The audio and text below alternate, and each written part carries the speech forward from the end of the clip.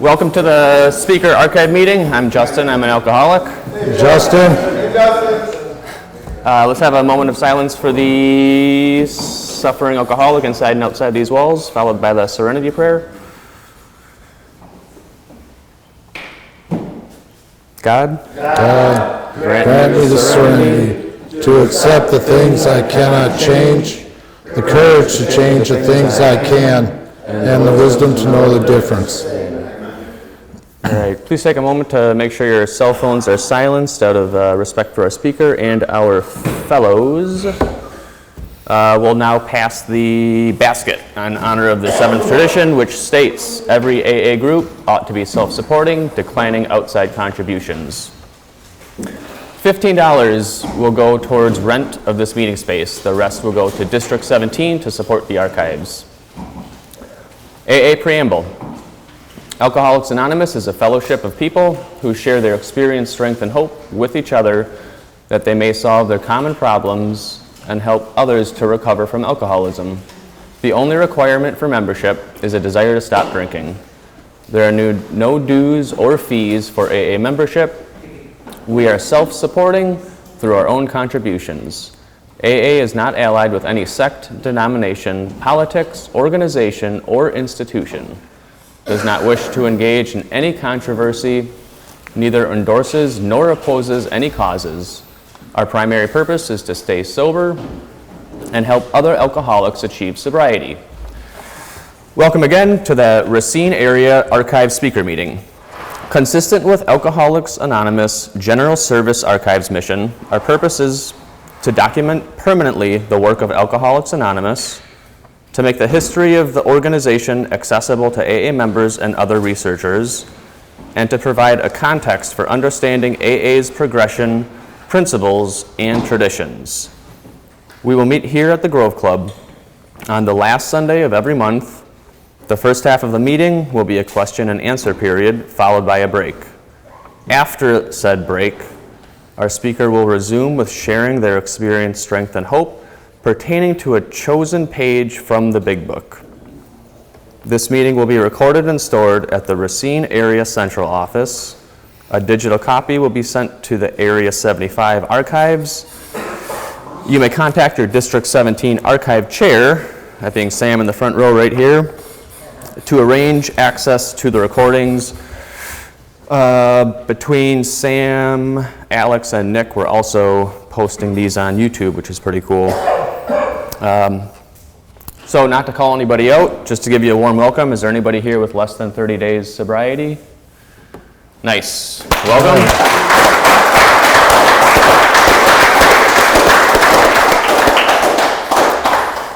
And on the other end of the spectrum, is there anyone here with more than 15 years sobriety? Please raise your hand. More than one, yeah. Half the room.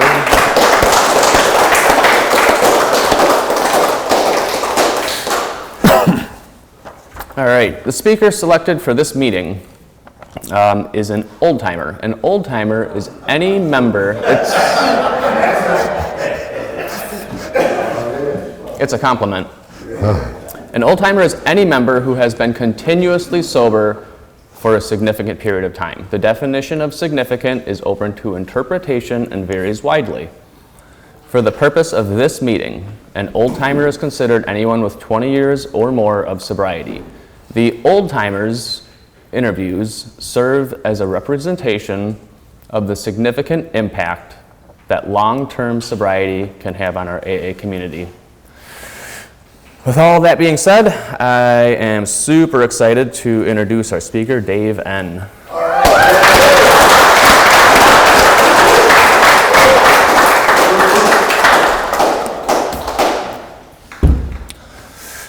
Dave, I didn't know this until I was like 6 or 9 months sober, but you were my great grand sponsor for like the first year of my sobriety. I had no idea. Wow. Neither do I.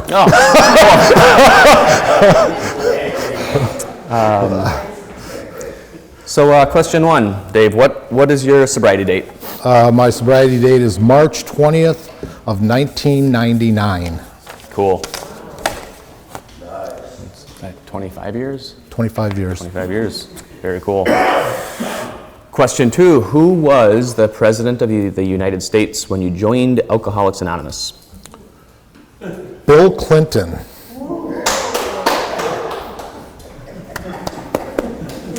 And the devil with the blue dress on. Question 3, when and where was your first contact with AA? My first contact with AA was my first day sober. I was dating a woman who was in AA, and long story short, I was drunk as a skunk one day, and I had had enough.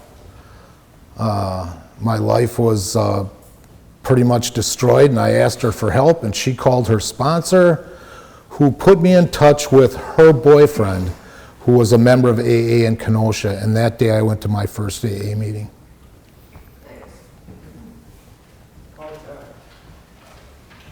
Question 4, can you describe what Alcoholics Anonymous was like back then compared to today?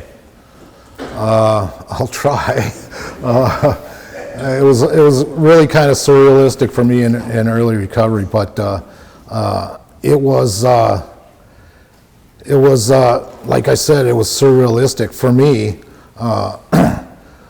One thing that I do remember about it was that I got this unbelievable sense that if I was here around you guys, I was going to stay sober. Anytime I was away from this club or away from you guys, it was rough. But I knew that as long as I was here, I was going to stay sober. I wasn't going to pick up a drink. So I pretty much lived here in my early recovery.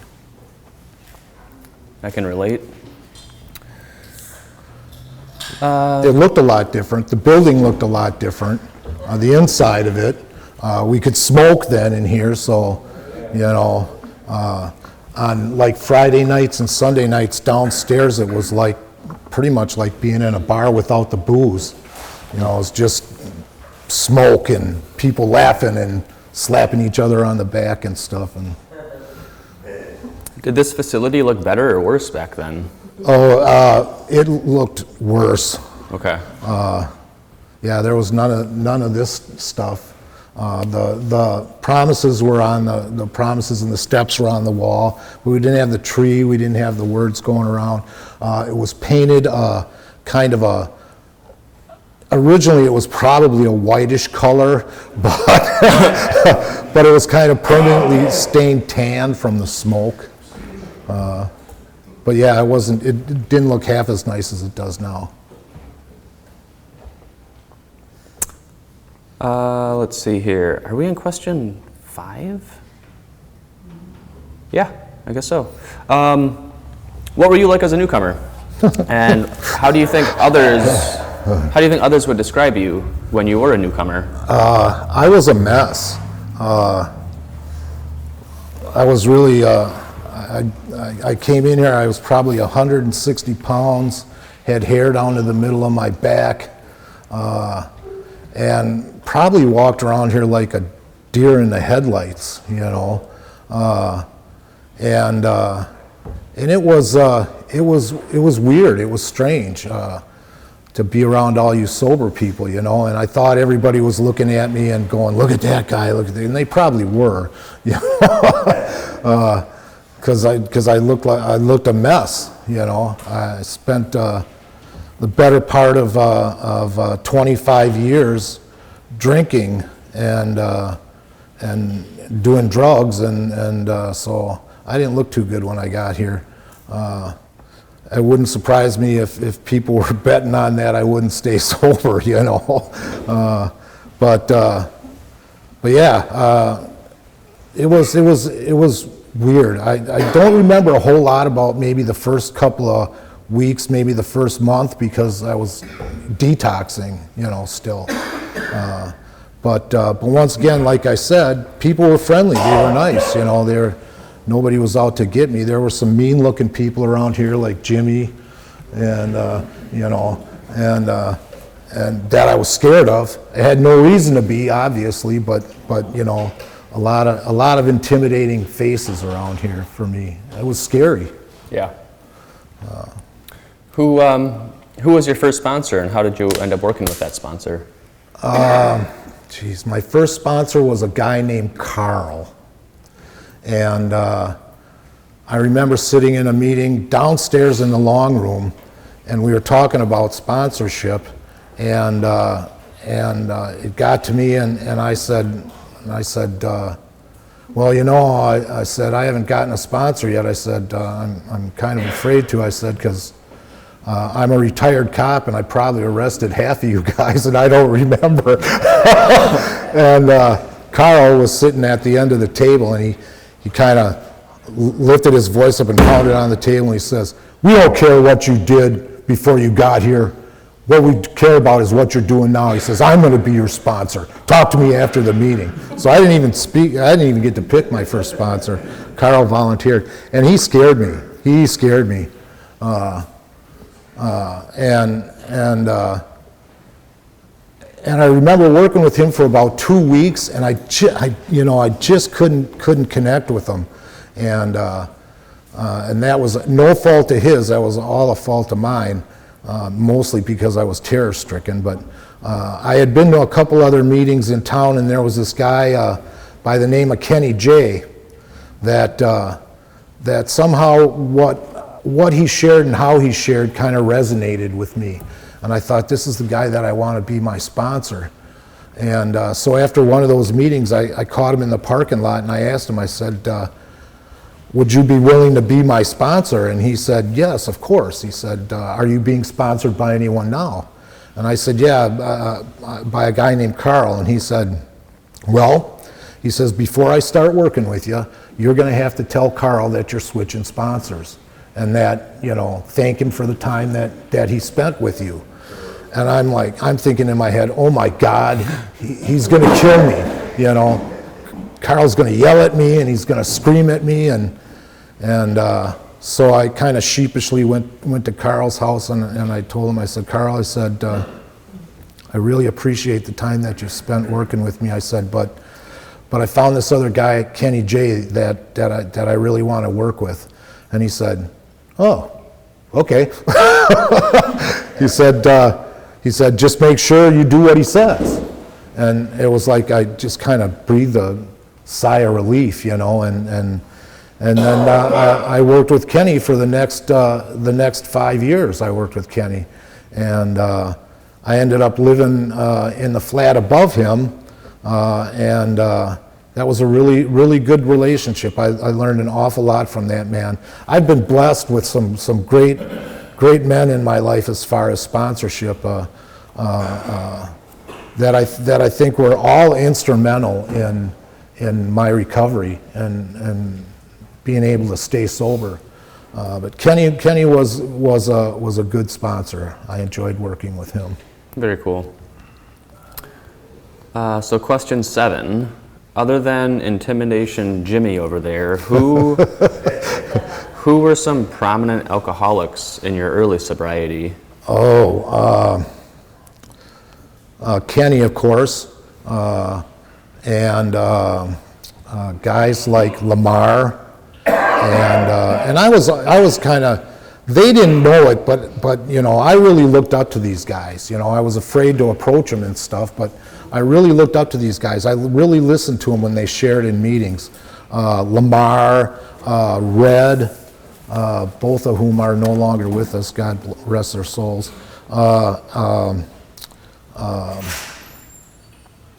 Marty, and there were other guys that really, I don't know, it was hard for me to kind of judge the quality of anybody's recovery back then, but guys like what was his name, John Dukach, not Duke, what was the guy with the,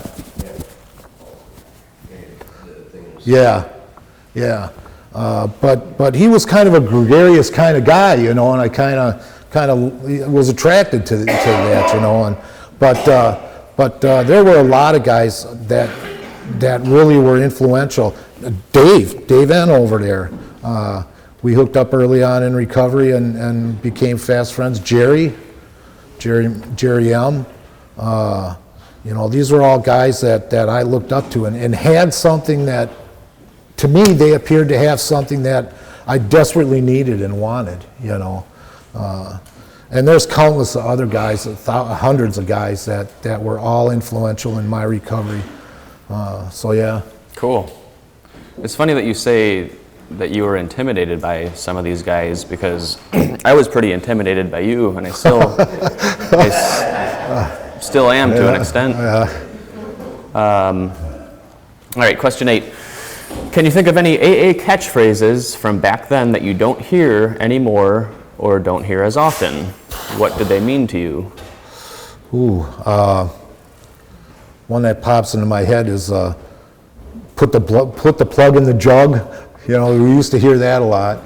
And then like in the rooms downstairs, we used to have all the AA sayings, keep it easy, one day at a time, that type of stuff, And, they meant exactly what they meant to me, one day at a time. We can only do this thing one day at a time. Put the plug in the jug, obviously, is, don't drink. Put the plug in the jug, A lot of sayings. Half of them I can't remember now, but. Sure. Yeah. Yeah. I feel you there. Question 9. Did you get involved in service early on? And if so, what did you do? I did not get involved in service. I was voluntold. Kenny, most of the guys, all the men that have sponsored me have been really big on service. And I think that was one thing that was crucial in early recovery and throughout my recovery was I had guys that were big on service work. And I remember Kenny J, we were at some conference, and I was standing on one side of the gymnasium, and Kenny was over on the other side talking to some guy, and Kenny's going like this and waving me over. And I go over there, and he introduces me to the guy and says, "You're taking over his meeting." And I'm like, "What?" And actually it turned out to be a really cool deal, I didn't know it at the time, but what these guys were asking me to do was saving my life and plugging me in a way that I wasn't even really cognizant of, that I really wasn't aware of. We used to smoke here, so there were ashtrays and stuff.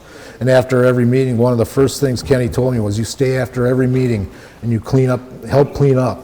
Pick up ashtrays, empty them, pick up the cups, all that other stuff. And I'm thinking to myself, these are grown people. They can't do that themselves, and I didn't say that, but that's what I was thinking. And, but what I didn't know was that, that was Kenny's way of introducing me to service work and getting me plugged in a way that I was reluctant to, and it served me really well. Oddly enough, I remember some of the people whose sponsors also told them to stay after the meeting and empty ashtrays and clean up and stuff like that, there were a lot of newcomers coming into this place. There's always new people coming in and out of this place. And what I remember in retrospect was that those guys that were there, that their sponsors made stay and clean up, stuck around. They stayed. The people that weren't doing that or weren't told to do that didn't necessarily stick around. So it gave me something to do. It gave me a purpose to be here and made me feel a part of. Because I wanted to be a part of all this. What was going on here in this club was, like I said, it was all surreal to me, but it was very attractive to me. I felt a sense of oddly some kind of odd kinship with these people, and I wanted to be a part of it. I wanted to participate, but I was so scared, I couldn't volunteer. So, and I think Kenny knew that, and he volunteered me for all sorts of stuff, and right from the beginning, I've always been involved in service work. The jails, I did the jails for 7 years, which was awesome. That was really awesome. That was really quite an experience. To be able to leave there and have the door closed, and I'm on the outside, and I don't know how many guys that that I sat in meetings with in the jails, and they said, yeah, when I get out of here, I'm going to go to a meeting. That's the first thing I'm going to do is go to a meeting. Probably hundreds. Realistically, that's not an exaggeration. But out of all of those guys, there was one guy, just one guy over those whole period of years that I did that actually came here and stuck and stayed. And he's here today. He's here at the club today. Not in the club, but he comes to the club today. And he's still sober, So that was a pretty cool thing. Yeah. Yeah, that was. Question 10. What kind of events or sober social activities were there when you got sober? Tell us what those were like. There was a lot of dances here, a lot of dances, and I went to a lot of them. Once again, mainly because I knew if I was here, I wasn't going to drink, and it helped, do the social thing and that. But there were a lot of dances and a lot of things after the meetings. We did a lot of stuff, like we'd go bowling and stuff like that. A bunch of us would go bowling, or we'd go out to eat, which a lot of people still do today. But we did all sorts of stuff. Of course, we had the Grove Club picnic. And my first one that I remember was at Lincoln Field, and it was rainy. It was a rainy, miserable day. And I think at that time, I think the Kurt's group was pretty much made up the board and everything here, and they were doing all the work for the picnic. But for some reason, that one sticks out in my mind because it was a miserable day, but I still ended up having a good time, And I brought my kids, and they were pretty young at the time, and they had a good time too, even though it was a crappy day out, But yeah, we used to do all sorts of stuff,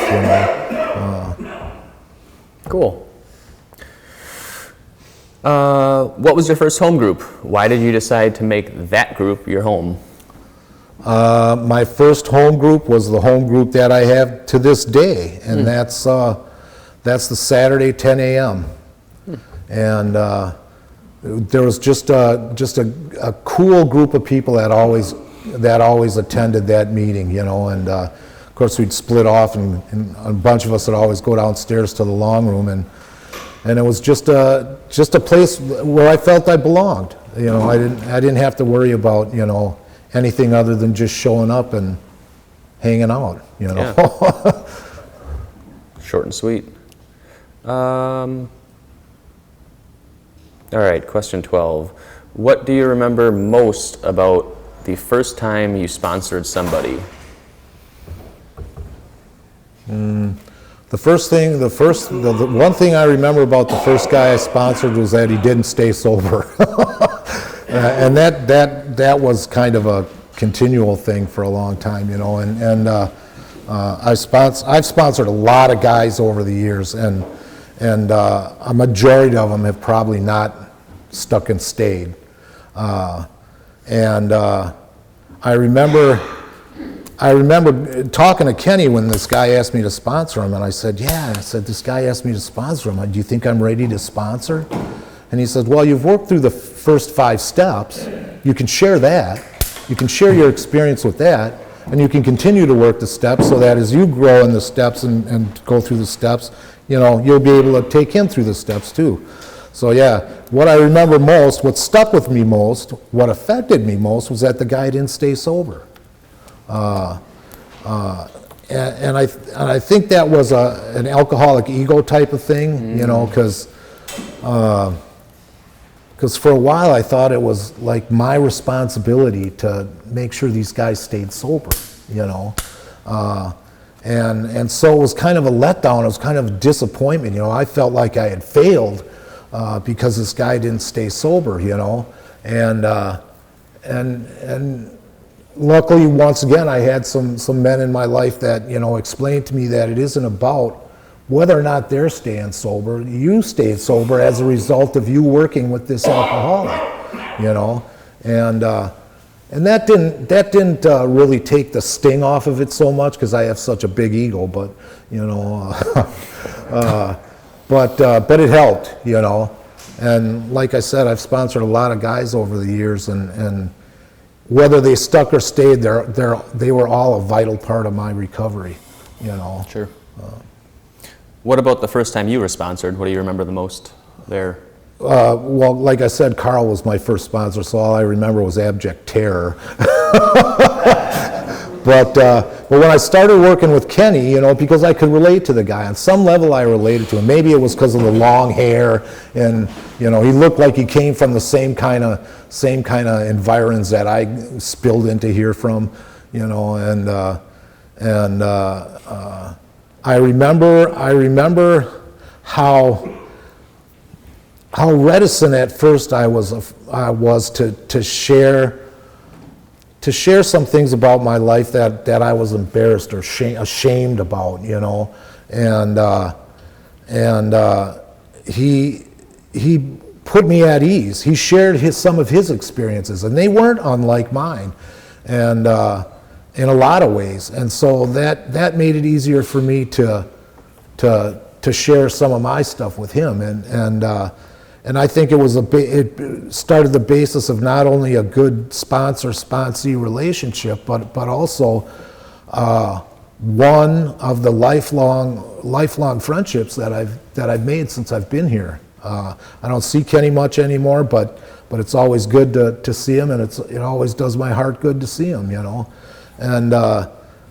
And there were other people that sponsored me, not directly, but, you know, people that would pull me aside and share stuff with me, and you know, countless number of people. And I think what struck me more than anything was their candidness, you know, their just honesty about themselves, you know. Because I came in here, I was guarding all of that stuff, you know. I didn't want you guys to know who I was. You know, because then if you knew who I was, you wouldn't like me, you know, and I was desperate to be liked, because I didn't like myself much, you know. So I got a lot of self-affirmation from people that liked me, you know. Cool. We're a little short on time. We're gonna do 14 or 15. Let's see here. What is prayer to you? Prayer, and what are your prayer habits like? We'll do 14 then? That's 14, yeah. Yeah. We'll just do that one, eh? Sure. Cool. Prayer to me is just a simple communication with my higher power. I found out in this program that prayer didn't have to be ritualized. I could have a conversation with my higher power, and it was just as effective as saying the ritualistic prayers I learned coming up in the Catholic Church. You know, it was just effective. In fact, it was more effective, I think, for me, because it made me feel like I had some kind of a actual connection, you know, that this God of my understanding was an actual functioning, critical part of my life and recovery. And it isn't any different today, I don't think. My prayer habits are I get up in the morning, and the first thing I do is thank God for letting me wake up, and ask Him to help me be devoid of selfishness and self-pity, and help me to be able to see His will, and to try and be a better person today than I was yesterday. Simple, Yeah. you know. Well, this was amazing. Let's take a 10-minute break. Welcome back, everybody. The remaining part of this meeting is going to be Dave sharing his experience, strength, and hope based on a page from the big book of his choosing. So let's give Dave a welcome.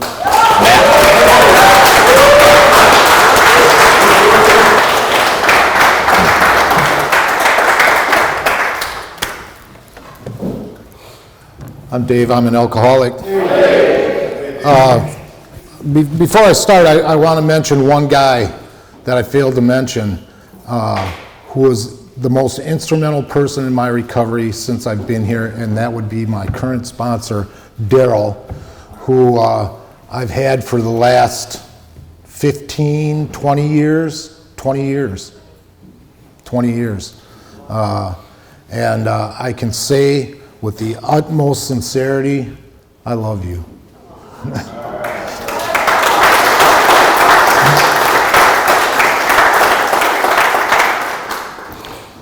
The section that I've chosen is, I earmarked it, but it's getting away from me now, is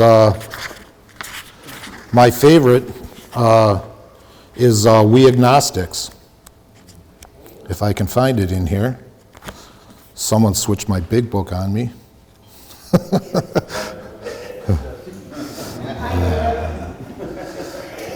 Here we go. There's a reason that this has become my favorite chapter in the big book, and that's because the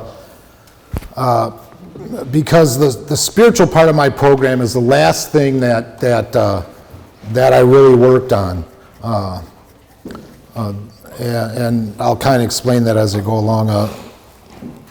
The part that I want to read is, there's a couple parts, but it says, if a mere code of morals or a better philosophy of life were sufficient to overcome alcoholism, many of us would have recovered long ago. But we found that such codes and philosophies did not save us, no matter how much we tried. We could wish to be moral, we could wish to be philosophically comforted. In fact, we could will these things with all our might, but the needed power wasn't there. Our human resources, as marshaled by the will, were not sufficient. They failed utterly. Lack of power, that was our dilemma. We had to find a power by which we could live, and it had to be a power greater than ourselves. Obviously, but how and where were we to find this power? Well, that's exactly what this book is about. And just to give you a little bit of, I never considered myself an agnostic because I always believed in God. I was raised with an idea of God, and an agnostic is someone who believes that the existence of God can't be proven or disproven, and I believed in God, so I could never really classify myself as an agnostic. I was brought up in my parents raised me in the Catholic Church, and as I got older, I began to think that there were a lot of hypocrisies and all of that, and this idea of a God that was loving and caring and at the same time vengeful and merciless and all this other stuff was a hard thing to wrap my head around, and it really wasn't working for me. I will say one thing though, and this even still happens to me today. If I go into a church and I sit in a church, it feels very comforting to me, very serene and very comforting, and it always did.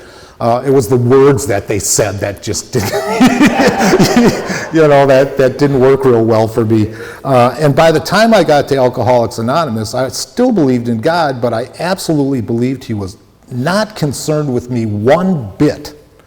That He spent all His time with the Bible thumpers and the goody two-shoes and all of that stuff, and oddly enough, later on, I came to find out that it was guys like me that He really, really was interested in,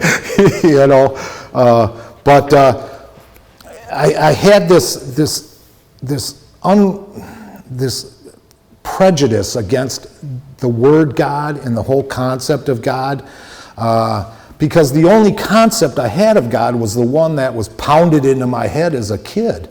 And I got here, and I started getting some hope that maybe you guys had an answer for me.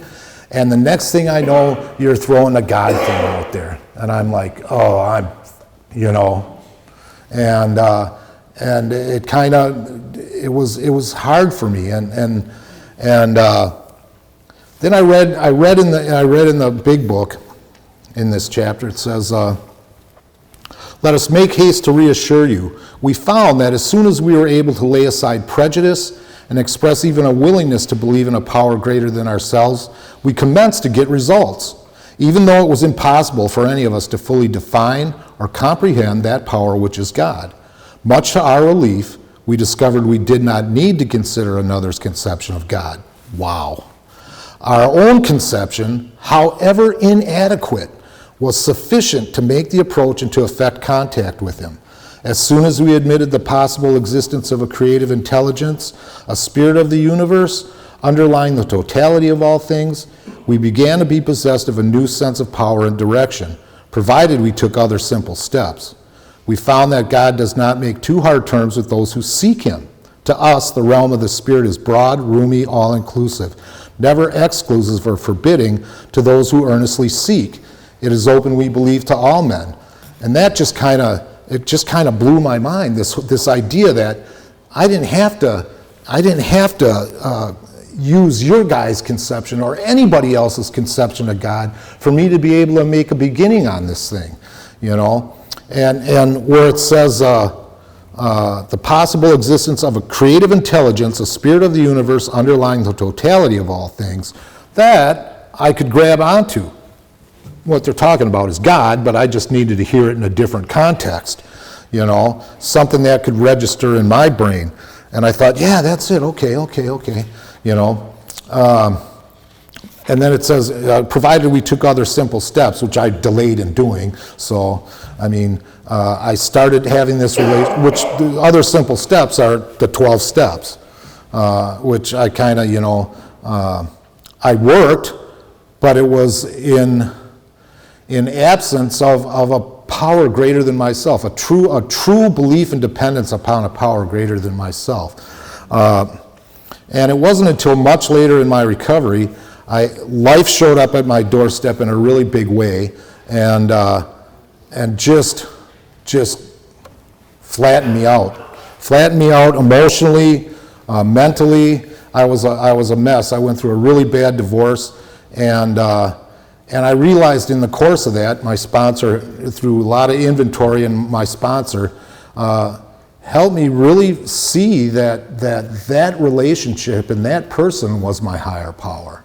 And it was no wonder that when they left, that I was left bereft and empty and lost and floating once again, kind of like I was when I first got here. I had never really spent a whole lot of time making my relationship with my higher power part of or an important part of my recovery. And it was during that time and going through all of that and kind of reconnecting with this idea of a power greater than myself that I had, that this line really stood out to me, and it still does in a way that is hard for me to explain. That lack of power is our dilemma. We had to find a power by which we could live, and it had to be a power greater than ourselves. And that was my problem. I was my higher power. You guys were my higher power. My wife and my marriage was my higher power. And even though I was sober, at 8 years sober, I'm still floating. I'm still adrift, you know. And this idea of lack of power made sense to me. It was driven home to me through all this pain and anguish that I went through, that I have no power to change anything, to influence anyone. The only power that I have is in the choices that I make for myself. And I realize that if I don't have any power, if I'm going to make it through this life, if I'm going to make it sober through this life and live a life of contented sobriety, that I had to start depending on this power greater than myself. And what that's kind of evolved into is this whole, you know, and there were things that they said in the big book, either God is everything or he is nothing. In fact, the point that I kind of had a little sticking point was, of myself I am nothing, the Father doeth the works, or whatever, you know, that God is everything and I'm nothing. And I thought, well, that's kind of stupid, you know. I'm somebody. I'm one of God's kids, you know. But I was thinking of that wrong. And what I was thinking was that I still have this power, and I don't. I do not have the power, that kind of power, to change anything or influence anyone or whatever. But God does. This God of my understanding does. And if I could plug into that, it empowered me through him. You know what I mean? Not that I had any power via that relationship, but that I had a resource that I could tap into and use to get through anything in this life, whether it's divorce or deaths, all of this stuff, all the things that life just always kind of just dumps on our doorstep. And dumps on the doorstep of normal people too. We're not the only ones that happens to. We just seem to have a really tough time with it, you know. And our natural instinct is to go to the drink. And that's because that empowered us. That made me feel like I had some power. And you think about the things that we do in life. Having to be right all the time. It empowers us. It gives us a sense of power. I deluded myself to thinking that I have some kind of power in all sorts of areas in my life. If I had a problem with gambling or something like that, you know, or if I could make my wife do certain things, you know, I can't.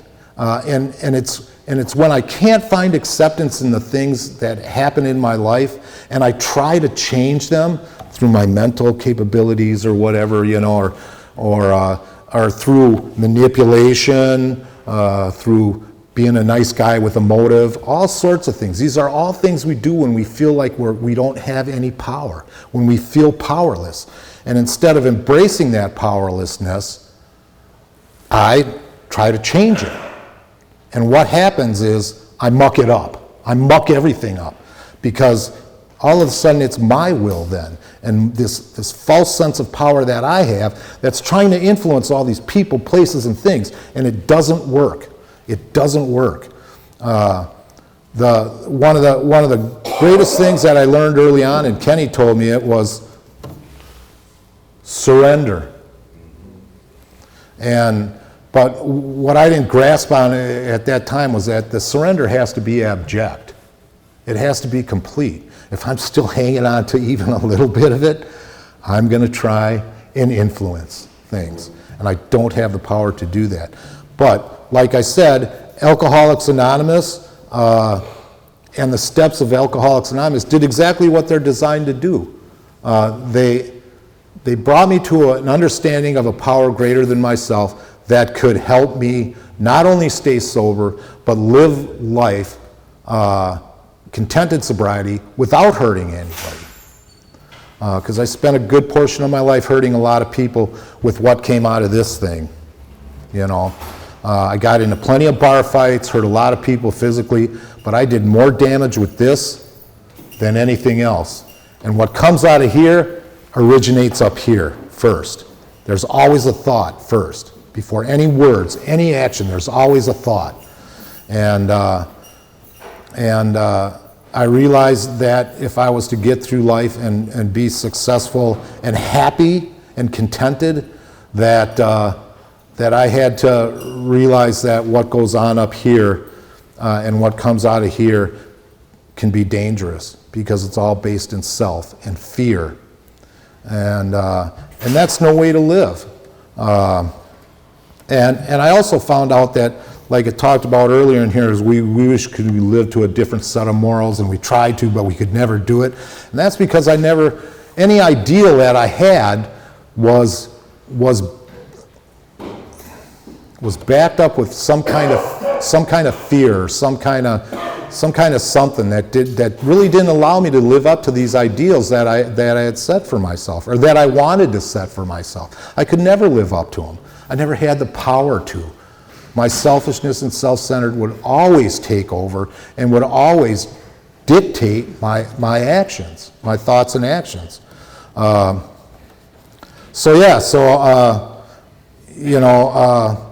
Having this power, this God of my understanding, this power greater than myself, that I have as a resource that I can plug into anytime I feel out of sorts, out of balance, afraid, anything like that, I can go. Don't get me wrong, my first inclination always, and still is, whether in thought or action, is fix, manage, and control. How am I going to fix this? How am I going to manage this? How am I going to control this so I'm comfortable? Because I'm selfish and self-centered, and my comfort is the thing that takes precedence over anything. you know. But Alcoholics Anonymous has told me to stop and breathe and reconnect before I open my mouth or take any action with that God of my understanding, this wonderful resource that I've been given from Alcoholics Anonymous, and run it through that filter first before it goes through this, because there really is no filter up here. You know, and it's saved me a lot of embarrassment, a lot of pain, a lot of anguish, and it's saved the people in my life a lot of pain. Because like I said, I can do more damage with this than I ever did with these. And I don't like living that way today. I just don't like living that way today. And the other thing too is, you know, I used to be so influenced and driven by what I thought other people thought of me. You know what I mean? And I joke, and my sponsor and I always kind of laugh about it, because, you know, I was afraid that people would look at me and think I was a God boy, you know, one of them Bible-thumping, goody two-shoes guys that, you know, that just kind of make my skin crawl, you know. And eventually I got to a point where I thought, why am I so concerned? I'm suffering from a disease that's killing me. It's killing me. Mentally, spiritually, physically, it's killing me. Why am I so concerned about what other people think, what I believe? You know, you guys believe what you believe. I don't think that way about you, you know. But somehow the alcoholic ego always seems to rise to the top, and my admittance of powerlessness over what you people think of me was like a burden off of me. It truly was. I don't do everything perfect. I'm gonna trip on my feet every once in a while or whatever, you know. I don't do any of this stuff perfectly. But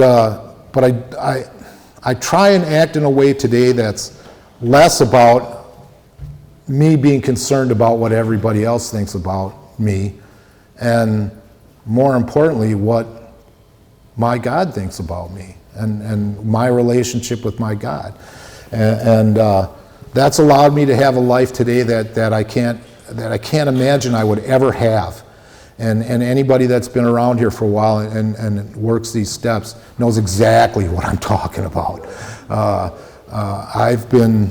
Alcoholics Anonymous has led me to a power greater than myself by which I try and live, allowed me to set some ideals in my life that I try very hard to live by, and has delivered me from a life that wasn't even really living. It was more surviving than living. And I didn't even realize that when I got here. You know, I thought it was all about just not drinking. You know, and it turns out that surrender was the key to the life that I have today. And it's available to anybody, any one of you. You know, you guys know that. I'm not, you know, telling you something you don't know. But I'm okay with lack of power today. I'm okay with that. And I would like to just say that thank you for all you guys for being a part of my life and my recovery, and I love every one of you. That's all I got. Thanks.